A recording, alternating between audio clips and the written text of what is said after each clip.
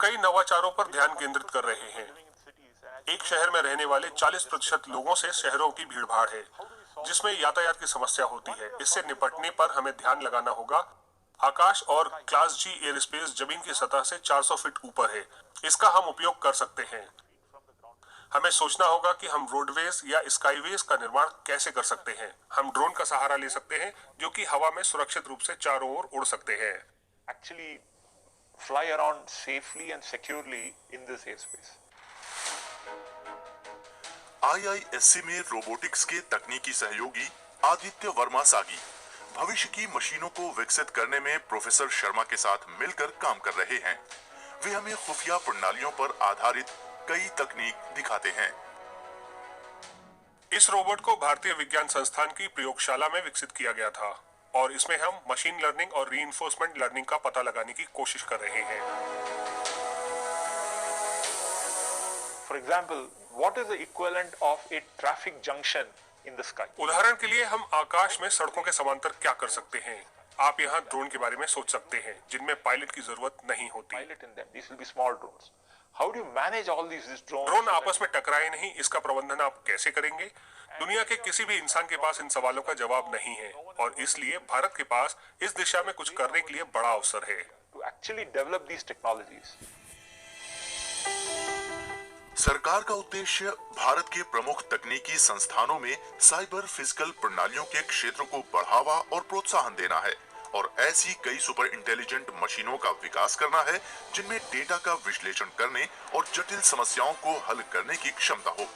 ये innovation hub वाणिज्यिक और औद्योगिक स्तर पर बढ़ाई जा सकने वाली और अपने द्वारा विकसित उन तकनीकों के साथ इंक्यूबेटर सेंटर के रूप में काम करेंगे।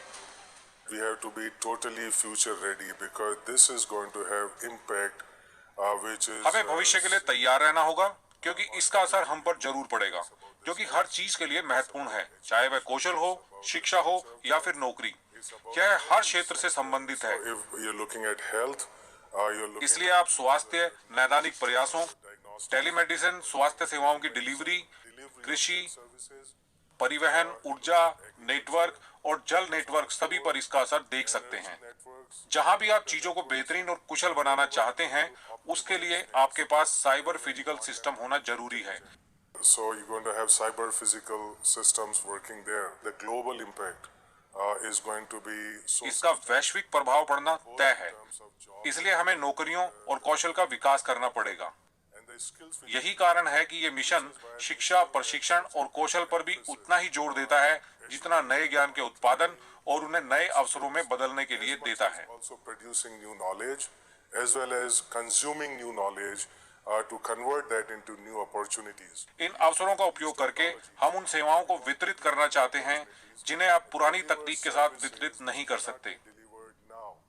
इसका मतलब है कि कुल मिलाकर आप मूल रूप से अनुप्रयोगों का विस्तार करते हैं और समाज के बड़े क्षेत्रों तक पहुंचने का प्रयास करते हैं। इस मिशन में यही सब होने जा रहा है। So all of that is going to happen in this particular mission.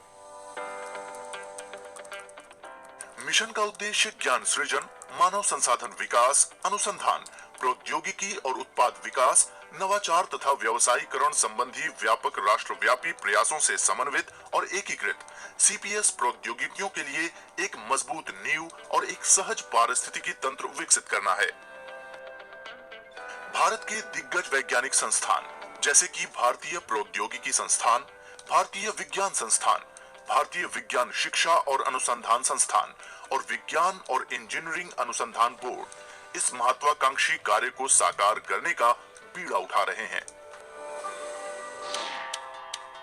Mission निरंतर चलता रहेगा, इसलिए समन्वय संस्थान एक नेटवर्क मोड में कार्य करेंगे और उनके पास एक दूसरे के साथ से जुड़े कई फॉरवर्ड और बैकवर्ड लिंक होंगे।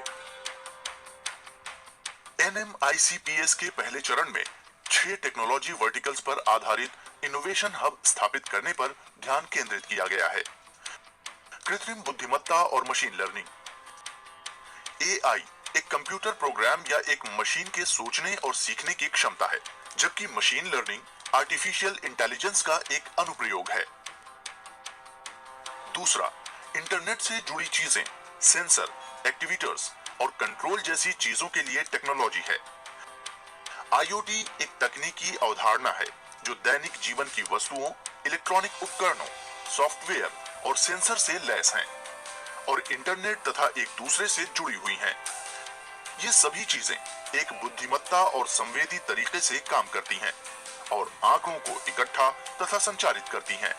अगला है डेटा बैंक, जो डेटा सेवा और डेटा विश्लेषण से जुड़ा है। इसमें किसी विषय या संबंधित विषयों के समूह से जुड़ी काफी सारी जानकारियां शामिल होती हैं, जिसे कंप्यूटर सिस्टम के जरिए संग्रहित और उपयोग किया जाता है। अगला क्षेत्र है एडवांस्ड कम्युनिकेशन सिस्टम, जो विशेष रूप से विकसित सॉफ्टवेयर के माध्यम से किसी विशेष मशीनरी के साथ संचार करने के संदर्भ में सभी क्षेत्रों के लिए एक महत्वपूर्ण पहलू है। इससे जुड़ा अगला क्षेत्र मशीनरी और प्रौद्योगिकी के सबसे ज्यादा खोज वाले क्षेत्रों में से एक है, जो है रोबोटिक्स और ऑटोनोमस सिस्टम। यह प्रौद्योगिकी की एक शाखा है जो रोबोट बनाने, प्रोग्रामिंग करने और डिजाइनिंग से संबंधित है। अगला क्षेत्र साइबर सुरक्षा का है। CPS में साइबर स्पेस एक बहुत महत्वपूर्ण क्षेत्र है। CPS और IoT महत्वपूर्ण बुनियादी संरचनाओं, सरकार और रोजमर्रा की जिंदगी में एक महत्वपूर्ण भूमिका निभाते हैं। Automobiles, medical device, building control और स्मार्ट ग्रिड CPS के उदाहरण हैं। इसलिए एक ऐसा सॉफ्टवेयर विकसित करना आवश्यक है जो इस साइबर स्पेस की सुरक्षा कर सके।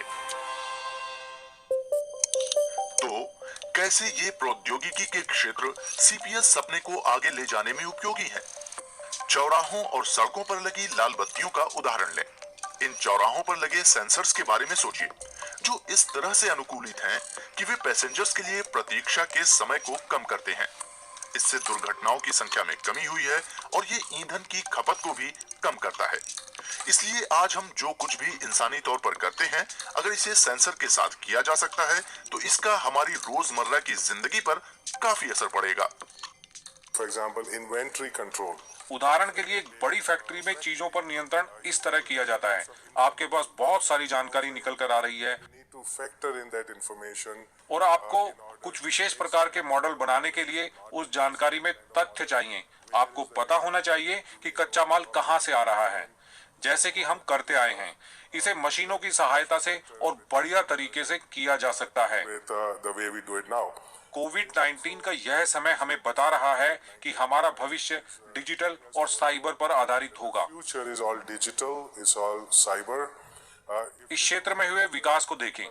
वर्चुअल रियलिटी, मिक्स्ड रियलिटी और ऑगमेंटेड रियलिटी हमारे रोजमर्रा के जीवन का हिस्सा बनने जा रही है। Our everyday life. CPS प्रौद्योगिकियां राष्ट्र की वैज्ञानिक, इंजीनियरिंग और नवाचारी तकनीकी क्षमताओं को एक नई दिशा प्रदान करती हैं। ये सरकार के अन्य अभियानों जैसे मेक इन इंडिया को सहयोग करती हैं। प्रौद्योगिकियों से वैश्विक, औद्योगिक और आर्थिक प्रतिस्पर्धा भी पैदा होती है और देखा जाए तो ये एक सामरिक संसाधन बन गई हैं। प्रस्तावित मिशन विकास के एक इंजन के रूप में कार्य करेगा, जो स्वास्थ्य, शिक्षा, ऊर्जा, पर्यावरण, कृषि, रणनीतिक सह सुरक्षा और औद्योगिक क्षेत्रों में राष्ट्रीय हितों को लाभ पहुंचाएगा। नवाचार, उद्यम और स्टार्टअप इकोसिस्टम प्रस्तावित NMICPS का एक अभिन्न अंग है। स्टार्टअप CPS और संबद्ध क्षेत्रों में प्रौद्योगिकी से संबंधित नौकरियों के अवसर भी पैदा करेगा। एक अनुमान है कि इससे लघु अवधि में लगभग 40,000 और दीर्घ अवधि में लगभग 2 लाख रोजगार पैदा होंगे।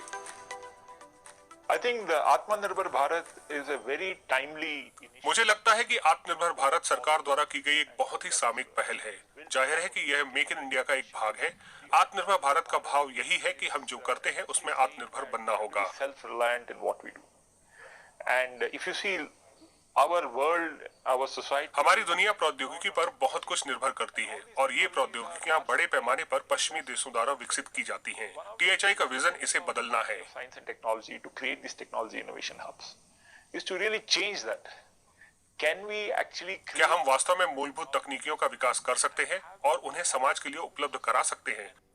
हम कुछ नई समस्याओं के बारे में बात कर रहे हैं, रोबोटिक्स, ड्रोन इत्यादि। जो हमें देश में इस तकनीक के विकास में सबसे आगे होने का एक बड़ा अवसर प्रदान करते हैं। Us in the country to actually be in the forefront of this technology development. हालांकि साइबर फिजिकल प्रणालियों को कई क्षेत्रों में लागू किया गया है, लेकिन बड़े संदर्भ में यह अभी भी अंकुरित अवस्था में है। लेकिन अभी भी इसमें असीम संभावनाएं हैं। सूचना प्रौद्योगिकी में भारतीय नेतृत्व अपने विश्व स्तर के तकनीकी संस्थानों और बहुविषयक साइबर फिजिकल प्रणालियों के राष्ट्रीय मिशन के अतिरिक्त लाभ के लिए इस तकनीकी क्रांति को आत्मसात करके और साइबर फिजिकल प्रणालियों के अनुसंधान और विकास सहित इसके व्यापक अनुप्रयोग के लिए एक वैश्विक केंद्र बन गया है।